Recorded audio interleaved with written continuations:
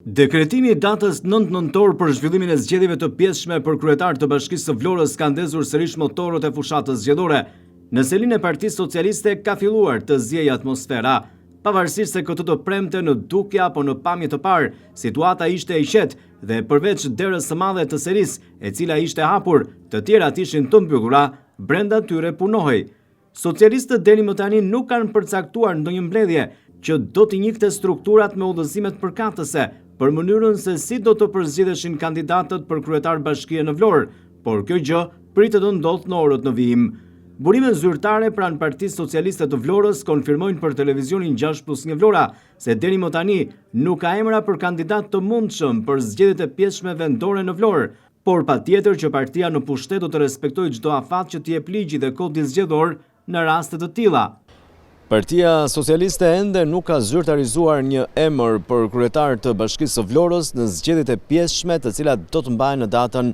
9 nëntor, por burime nga selia e Partisë Socialiste këtu në Vlorë konfirmojnë se brenda javës së ardhshme, brenda datës 9 tetor, pritet që të jetë edhe emri zyrtar I kandidatit për kryetar bashkie që do të garojë në këto zgjedhje nga radhët e socialistëve.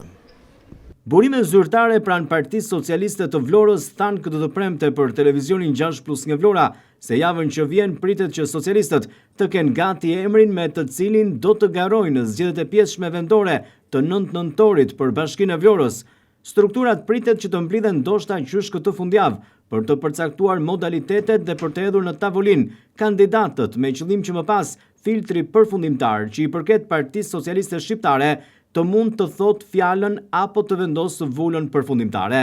Edhe pse në dukje, situata në Partinë Socialiste të Vlorës ishte e qetë këtë të premte, brenda mureve të selis nuk ishte kështu. Aty punoi me ritme për përgatitjen e strukturave për zgjedhjet të afërta të pjesshme vendore për Bashkinë e Vlorës. Vlen të theksohet se emri I kandidatit për momentin nuk ka dalë, ashtu si kundër nuk ka ende kandidat të mundshëm të cilët më pas do të kalojnë në filtr për të zgjedhur edhe kandidatin përfundimtar, me të cilin socialistët do t'i vinë qytetarëve të Vlorës, por edhe banorëve të njësive administrative në këto zgjedhje të datës 9 nëntor. Gjithsesi, motorët e fushatës tashmë janë ndezur dhe në fakt është një fushatë që do të zgjas pak, por puna do të jetë e madhe nga të gjitha strukturat socialiste për të arritur rezultat pozitiv në këto zgjedhje e për të rifituar përsëri Bashkinë e Vlorës.